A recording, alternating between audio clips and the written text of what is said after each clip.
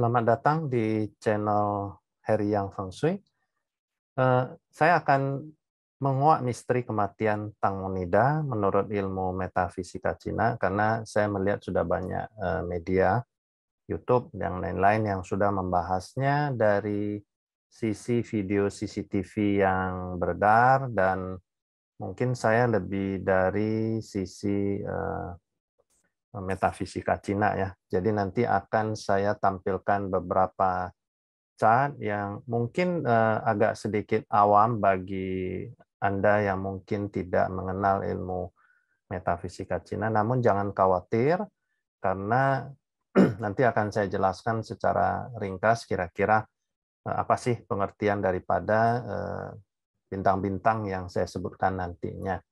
Ya, mungkin saya akan memulai slide saya dengan mungkin pada saat ini kita kita mungkin agak dikejutkan ya dengan pemberitaan di media seorang artis terkenal dari negeri Gajah Putih ya atau Thailand yang bernama Pataratida Pachaverapong atau lebih dikenal sebagai Tang Monida pada tanggal 24 Februari 2022 ya. Jadi dari media disebutkan bahwa Tang Monida itu terjatuh di Sungai Chao Phraya dari speedboat pada saat pengambilan gambar di kawasan Jembatan Rama 7 ya.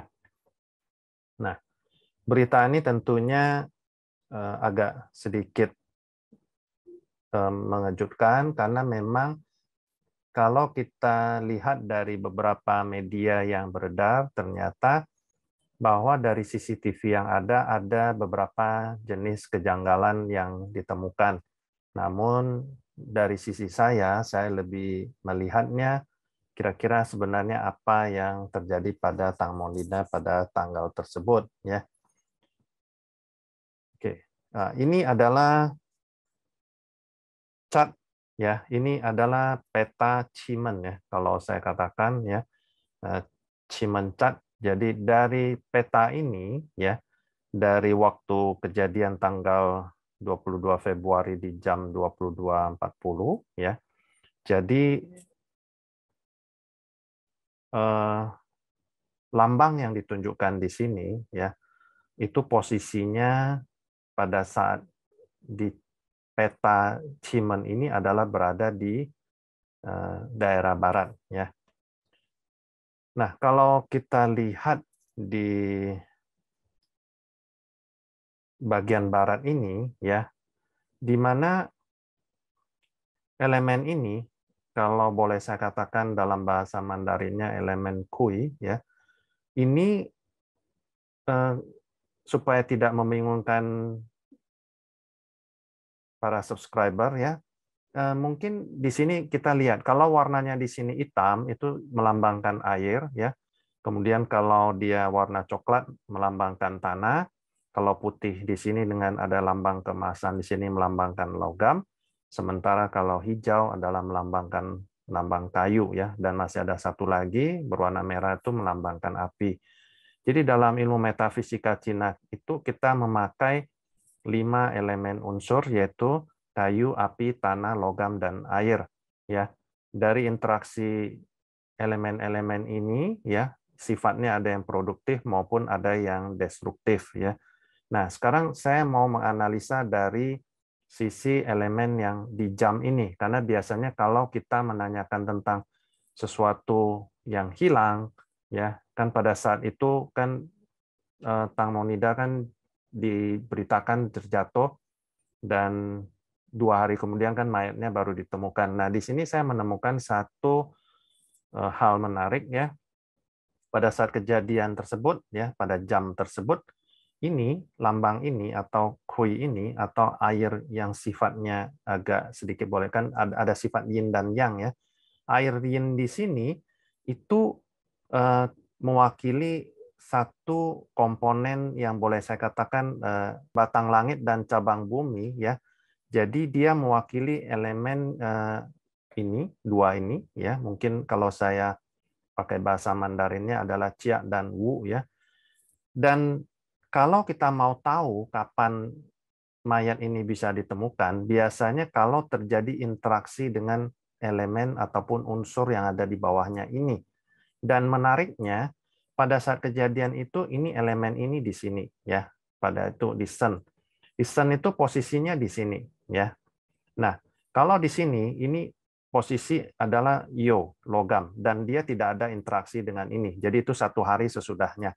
Dan pada saat dia memasukin di sini, yaitu elemen Shi atau anjing, ya, di sini itu akan terjadi interaksi dengan elemen ini. Nah, pada saat terjadi interaksi, maka sesuatu yang hilang itu akan bisa kita temukan kembali. Dalam hal ini, mayat Tang Monida akan ditemukan 2 hari setelah mayatnya tenggelam ke sungai tersebut. Ya, jadi makin saya baca ini makin menarik, ya. Kemudian kalau dianalisa ya dari cat yang ada di posisi barat ini, saya melihat ini adanya sebuah ini, ya, Qing. Ini adalah pintu, ya. Pintu Qing ini itu biasanya sering mewakili sesuatu kejadian berdarah ataupun cedera, ya. Sehingga kalau saya lihat dari cat ini, maka Tang Monida itu sebenarnya mengalami sebuah kecelakaan yang berdarah ataupun sebuah kejadian cedera. Ya, saya sebutkan di sini kecelakaan karena kita tidak bisa memastikan penyebabnya kira-kira bagaimana. Tapi peristiwa berdarah, jadi bisa aja ada dicederain atau dianiaya ataupun terjatuh tersendiri juga bisa. Nah, kemudian apalagi yang terlihat di sini, bintang yang ada di lokasi ini adalah Tianchu, ya, Tianchu. Bacanya di sini tertulis hanya Chu, ya. Jadi itu adalah bintang Tianchu. Bintang ini merupakan bintang, kalau boleh saya katakan, bintang ini suka bertempur, ya. Jadi dalam hal ini kalau saya lihat hal ini kalau saya prediksi, ya, dilihat dari bintang Tianchu di sini, ini Tianchu ini ketegangan dalam pertempuran yang bisa menimbulkan rasa ketakutan. Jadi kalau dalam hal ini kalau saya lihat pada saat itu bisa saja posisi Tang Monida itu mungkin dia sangat ketakutan, ya, dan ya mungkin karena adanya sesuatu hal yang istilahnya berusaha merusak dirinya, sehingga boleh dikatakan dalam kondisi ini Tang Monida kalau saya katakan ya mungkin mengalami problem, ada suatu problem lah yang terjadi. Kemudian bintang dewa, ya, ini sebenarnya bintang dewanya Cefu. Sebenarnya adanya bintang dewa ini seperti bintang penolong, ya. Sebenarnya sifatnya harusnya membantu, namun karena posisinya berada di sektor yang menguras energinya, karena sektor barat itu adalah logam, sehingga kalau kita lihat ini warna coklat di sini, berarti sifat bintang ini terkuras oleh sektor tersebut. Kalau saya ambil kesimpulan, bisa ini adanya bintang penolong, tapi terakhir tidak jadi menolong. Boleh dikatakan mungkin pada saat kejadian tersebut, mungkin ada temannya atau apanya yang mau menolong, tapi akhirnya mengurungkan niatnya, ya bisa karena kondisi demikian, mungkin ada faktor lain. Dan menarik juga kalau kita lihat di sini, ini kalau di peta Chart-Simon itu, ini kalau ini sebagai koi, maka ini akan digantikan oleh Jia, ya. Jadi pada saat itu karena dia merupakan elemen kunci, sehingga dia akan digantikan oleh elemen Jia, istilahnya disembunyikan. Jadi saya tidak membicarakan hal teknis supaya bingung, tapi dengan adanya 2 koi di sektor ini, itu adalah struktur yang dinamakan sebagai Tianwang Sichang. Jadi bisa diartikan sebagai jaring surga yang teregang, ya. Yang itu arti harfiahnya aja. Jadi ini, dan itu merupakan kombinasi yang buruk yang bisa diartikan sebagai ketidakstabilan dari pikiran seseorang. Jadi di sektor ini bisa menunjukkan Cefu ini juga bisa seseorang yang punya power, ya. punya power, dan posisinya saat itu dengan adanya dua kui ini, dua kombinasi batang langit ini, ya, sehingga membuat pikiran orang tersebut tidak beres, tidak waras lah, ya. Jadi kemudian kita perhatikan di sini sektor ini juga adalah berada di sektor logam, logam kecil atau sektor tui, di mana sektor tui ini bisa kemungkinan bisa berupa artinya sebuah senjata kecil, ya. Senjata kecil ini bisa macam-macam, ya, yang bisa mungkin mencederai orang yang berada dalam kondisi demikian. Kemudian selain itu ini juga, ya, lambang ini itu juga melambangkan mulut yang bisa berarti adanya sebuah percekcokan. Menariknya di sini kebetulan ada angka 2 di sini, ya. Bisa kemungkinan 2 ini juga berarti dua orang yang sedang bertengkar, ya. Jadi seperti kalau kita lihat di video-video yang beredar di dunia maya, itu ceritanya seperti demikian, ya. Jadi kalau dilihat di sini, kesimpulannya pada saat itu Tang Monida berada dalam posisi keadaan ketakutan yang mungkin diakibatkan oleh pertengkaran yang terjadi, dan mungkin ada terjadi sesuatu yang menimbulkan luka, ya, karena adanya pintu ini di sini, ya. Oke, nah ini analisa secara yang metode pertama ini. Nah, berikutnya metode analisa secara pace, ya. Pace yang saya pakai di sini nanti ada dua metode. Ini saya memakai nanti namanya elemen yin dan yang, ya, dan akan terjadi interaksi antar elemen. Dan di sini kita akan menemukan hal menarik, ya. Karena saya bukan mengajar di sini, mungkin saya tidak panjang lebar. Nah, perhatikan pada saat setelah terjadinya interaksi, maka elemen yang tersisa adalah ini, ya, pada saat kejadian, ya. Perhatikan bahwa di sini tanggal lahir, ya. Oke. Dan ini hari ini adalah elemen yang mewakili Tang Monida. Jadi Tang Monida itu adalah berelemen pada sesuai tanggal lahirnya adalah berelemen logam, ya. Kita perhatikan di sekelilingnya. Ini apa yang warnanya di sini? Ini semua hitam, ya. Hitam itu adalah air, melambangkan air, ya. Dan kalau kita perhatikan di sini, airnya itu ada dua macam, ya. Yang ini airnya sifatnya yang sama dengan juga elemen dirinya juga yang yang, sementara yang ini adalah elemen yang bertolak belakang dengan atau kita boleh katakan air yin. Jadi boleh saya katakan Tang Monida itu berada dengan 5 orang, yaitu 3 orang yang berjenis kelamin sama dengan dirinya, dan 2 orang yang berjenis kelamin berbeda dengan dirinya. Dan ini setelah saya baca di media, ternyata konfirmasi ada 2 pria dan 3 orang wanita, ya. Jadi menurut yang saya baca, ya, itu Tang Monida ini temannya itu ada 2 cowok. Yang pertama adalah Tanupatpor Lertawiwit, ya, itu pemilik speedboat sekaligus CEO Orisma Technology kalau tidak salah. Kemudian Paibun Robert Trikanjanun, ini adalah operator speedboat, dua-dua ini adalah laki-laki, dan 3 temannya yang merupakan salah satu adalah manajernya, yaitu Itsarin Gatik Juta Suksawat, kemudian ada Wisapat San Manomairat, serta Nita Job Kirati Sutisaton, ya, itu adalah mitra dari barbershop Black Ember. Nah, kalau kita perhatikan di sini menarik juga, kita perhatikan ini adalah logam. Ya, tadi kan saya sudah katakan sesuatu yang bersinar seperti emas di sini ini adalah logam. Ini air. Logam itu menguras air secara siklus produktif dalam ilmu pace ini. Sehingga kalau saya perhatikan elemen diri Tang Monida ini saat ini itu tidak begitu kuat dan dia dikuras oleh kelima elemen yang ada di sekelilingnya yang tersisa pada saat ini. Ya, boleh dikatakan elemen dirinya sangat lemah. Nah, di sisi bawah kalau kita perhatikan ini ada interaksi apa, ya. Nah, ini adalah air dan ini adalah kayu. Nah, di dalam siklus produktif pace kita ketahui bahwa air itu menghidupin kayu, ya. dan kayu ini akan menghancurkan tanah, ya. Karena dalam siklus destruktif kayu itu merusak tanah. Tujuannya apa? Sebenarnya dia bukan merusak, tapi dia mengambil sari makanan sehingga tanah tersebut menjadi tidak subur. Nah, itu istilahnya dia menghancurkan tanah.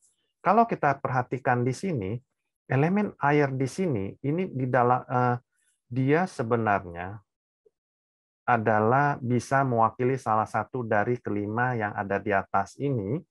Dan kalau saya perhatikan, ini adalah kayu. Jadi air menghasilkan kayu. Jadi sesuatu yang dihasilkan oleh sebuah elemen itu adalah sebuah tindakan dia, action dia, ya. Dan action dia itu adalah menghancurkan tanah ini. Nah, tanah ini bagi elemen diri logam, ya, itu adalah tubuh daripada elemen tangmonida. Jadi kalau terbaca dari secara ilmu ini, terbaca bahwa ada seseorang yang melakukan sebuah tindakan untuk istilahnya merusak tubuh ataupun melukai ataupun mencederai tubuh daripada tangmonida. Sehingga kalau kita lihat elemen dirinya ini itu tidak punya power pada saat jam dan waktu berjalan tersebut. Sehingga hal ini yang mungkin menyebabkan tangmonida menjadi mungkin meninggal, ya. Nah, masih ada metode lain yang saya pakai, yaitu pace konvensional, di mana pace konvensional ini saya mempergunakan namanya prediksi, ya, pace prediksi. Nah, yang saya perhatikan adalah cukup hari dan jam di mana saya melakukan prediksi. Jadi saya melakukan itu pada tanggal 11 Maret, dan pada saat tanggal tersebut saya lakukan, ada beberapa hal menarik, kembali lagi menarik perhatian saya adalah mungkin abaikan saja dulu barisan sini ke sana, kita cukup memperhatikan dua baris di sini, ya. Nah, kalau kita perhatikan di sini, ya, elemen daripada yang ada di sini kan ini tadi saya katakan hitam adalah air, airnya ada 3, ya, dan ada satu tanah, ya. Nanti ini disebutkan bahwa dalam ilmu pace ini elemen bawah ini itu ada memiliki elemen tambahan di bawahnya, ya, atau kita sebutkan sebagai elemen tersembunyi. Nah, sekarang mari kita analisa.